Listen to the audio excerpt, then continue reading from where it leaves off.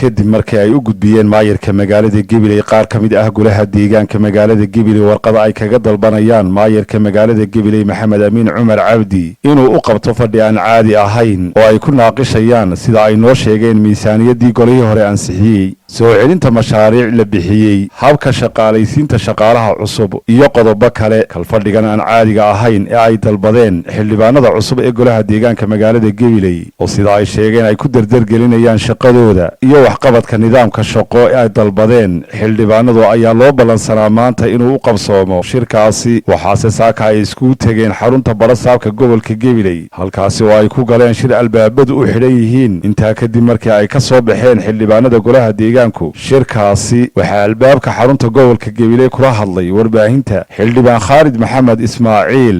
kolay sidii aad maanta baad runtii ka warhayseen kalfadhigan caadi ahayn baan loo ballansanaa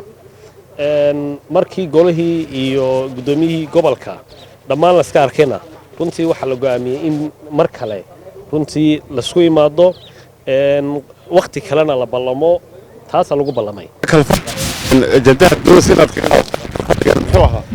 runtii waxa ka mid ahayd qodobo runtii kalfadhiga socday xeer hoosaad ka mid yahay sidii loo dardargelin lahaa waxa kaloo ka mid ahayd qodobo kaloo ka mid ah oo miisaaniyadu ay qayb ka ahayd iyo mashaariicda qaarkood iyo shaqaalaha runtii waxyaalaha qaarna runtii way qabsoomeen oo sida idinku baad ka warhaysaan waxyaalaha qaarna weli way harsan yihiin laakiin duruufo jira hadda awgeed baa golihii loo dhigay dib kalfadhigii waana runtii lasla aaday guud ahaanba in waqti kale laskaga imaado muddo kalena laga balamo arrinta la xidhiidha kalfadhiga unbaa runtii laga wada hadlayay iyo nuxurkiisa taasna wax dareen runtii dawladdu dhibba umay arkayn annagunbaa gol ahaan imika markaan wada hadalnay dib in lasaga imaado ka ballanay waa Cabdisalaan Maxamed Bade bulsha TV Gabiley